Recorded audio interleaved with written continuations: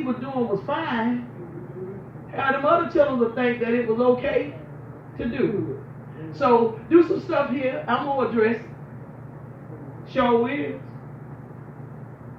I'm gonna address. I tried to tell y'all. If you don't want God to talk about your sin, don't bring it in his house.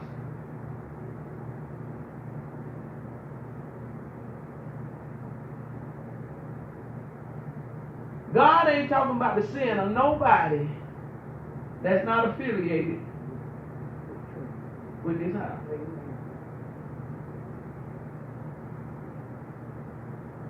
You hear me?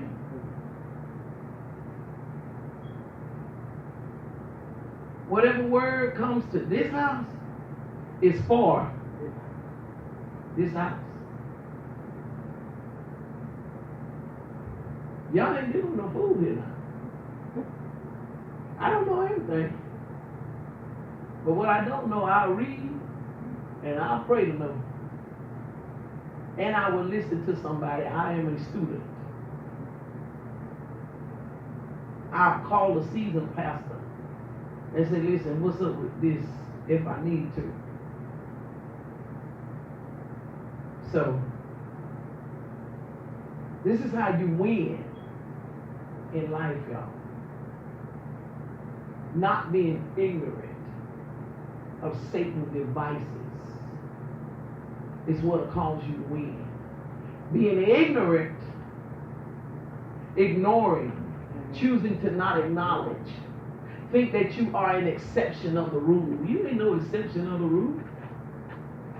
Do you all know that you can get caught up in sin and it'll make you think that God will be all right with you doing it? Mm-hmm. Now, you will know that other folk tried it and wasn't successful. But for some reason, when you do it, you will think that you exception to the rule. That, it's going to be different for us. It's like when somebody, sleep with somebody's mate or something and they leave them for them. Back in the day, they used to say they took. I don't agree with that. I don't think you can take nothing that belongs to somebody. You understand? I don't agree with that. I've been lost my agreement with the word took. She didn't take anything or he didn't take nothing. Because if it was fully committed, you can't take it. See? That's right. You can't take something that's fully committed. Just like you can't sit there and let nobody talk about me like a dog if you fully committed to me. You ain't gonna do that. I ain't gonna do it. Let somebody run up on me about y'all. They don't do it though. Don't nobody bother me. Don't nobody bother me. I don't know what. Only conversation. Hey, Delphi, how you doing? I'm doing all right. What's going on with you? That's about the most I'm gonna get. Don't nobody come to me. But if they were, I bet you I know how to handle it. You can't take something that's fully committed. So ain't no taking. Somewhere there's a breach in it. You can't take it. Jesus said, those that are in my hand can't be, won't be plucked out, he said. Why? Because they committed. They committed. So you have to check your level of commitment. If you so easily moved, if you so easily swayed, you have to check your level of commitment. Something about the commitment ain't right. It's a lie. It's a lie. Something about the commitment is not right. It's a lie from the pits of hell. You ain't gonna move me off something I'm committed in. I'm telling y'all the truth. Telling y'all how you win in life. Whatever you commit yourself to, whatever you feel is best in your life, stay committed to it. Don't let stuff move you, so easily sway you. Don't do it. Don't do it. Stay committed to the cause. This is how you win in life. Your commitment will help you win. Your level of commitment is connected to your winning. If you are not a committed person, you're going to have take a lot of L's. Because, see, commitment won't let you stop. Commitment won't let you quit. If somebody say, oh, I'm committed to trim, and then somebody go to them and say one thing in their ear about something that's supposed to have kicked off at trim, and they whole taste change about trim, were they committed? They weren't committed. That's a lie. They weren't committed. It's hard to move a person from a commitment. You struggle with moving from a commitment. I'm going to tell y'all the God honest truth. You actually hurt in your heart to move from a commitment. You have to transition from a commitment. It hurts. Because it hurts. Because it's something you love. So it's not something that you want to get rid of. It's not something that you want to walk away from when it's a real, genuine commitment. If it's not a genuine commitment, you can do it and you can do it easy. It's nothing for something to move you from something that you're not wholeheartedly committed to. If you committed to it, it's going to catch hell trying to get you from it. It's not going to be easy to move you from something you committed to. It's not. You see people shift easy.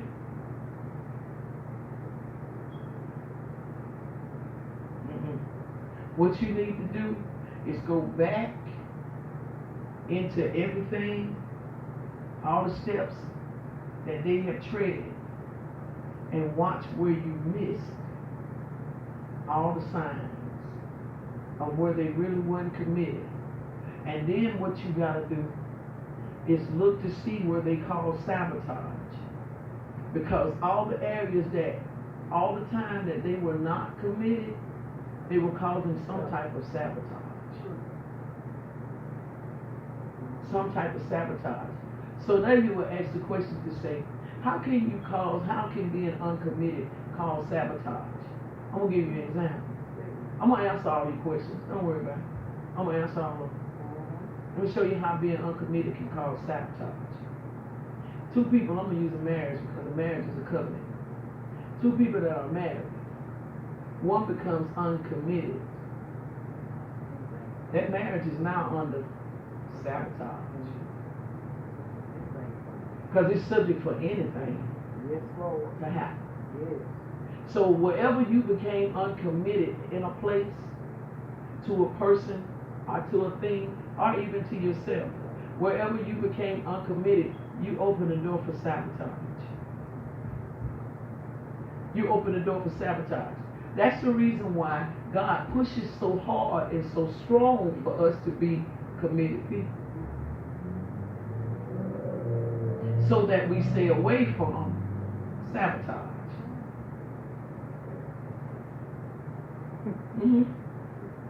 Sabotage. You can sabotage something from two different angles. You can sabotage something from an internal angle, which means I can be a part of it, but not be a part of it, not wholeheartedly. He said they speak of me with their mouth, but their heart is far from me. Sabotage. You catch it? So you can sabotage internally. So just because something is inside, don't mean it's for you. Alright? I'm learning all this. Internal sabotage. And the next way, you can sabotage from a distance. You just called it out. You can talk about it. In a bad way.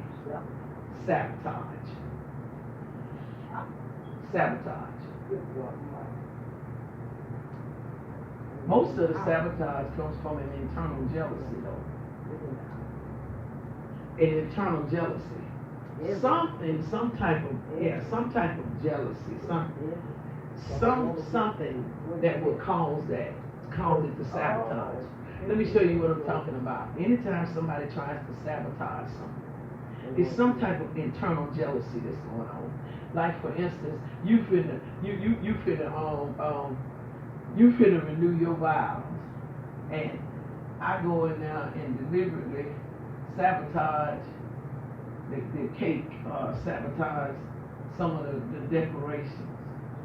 See, it's because I was jealous of what you were going on. See, I really, I wish it were me. I really did, feel like you deserved that. So I sabotaged. See, you can't sabotage something unless you got some type of internal knowing about it.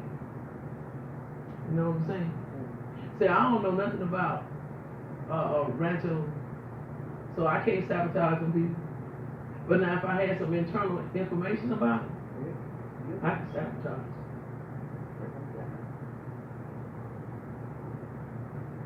Sabotage is an internal thing. It's an internal thing. So you gotta be careful, y'all. This is how you win in life. This is how you can look at folk. And the whole entire time they think you don't see them. But you do. You see exactly what's going on. They think you don't. But you see the whole picture of what's going on. Internal. This is how you win in life. You gotta understand, you gotta know your opponent. You gotta know the strategies of the opponent. I'm telling you, if you do not stand up against things, they will do one or two things to you. If you don't stand up against things, one or two things are going to happen. They are either going to pull you out. Literally, when I say pull you out, means that where you were standing, you didn't take a stand to hold your position of where you were standing. You weren't bold about it to take your position of where you stood. So now you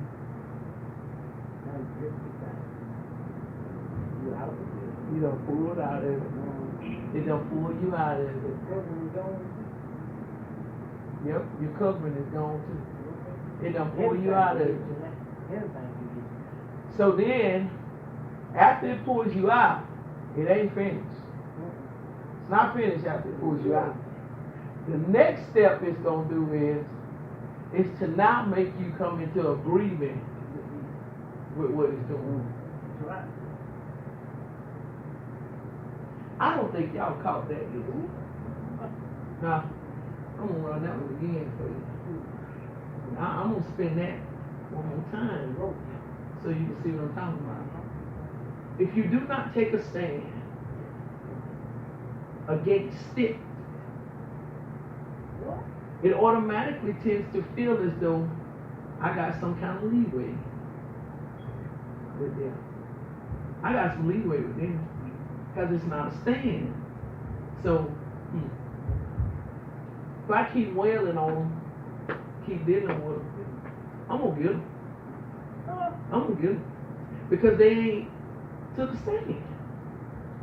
You know? They ain't stood up. So if I keep wailing on them, I'm going to get them. I'm dominating. You listen, y'all? Do y'all not know that Satan wants to punk you? Any demon that you deal with thinks that it is better than you. Any demon you deal with thinks that it is a superior authority over you. So that's the reason why when it comes in, it wants to take over the whole atmosphere. And I won't let you take over mine, baby. I can dominate up in the joint. If they felt like they could, they'd come take over him. But they know they can't. So when they come with a mindset that you're going to bow to me. So how is it that you going to have God inside of you, all power, and you bow to them? Really? Are you serious? Huh? I must have missed the memo.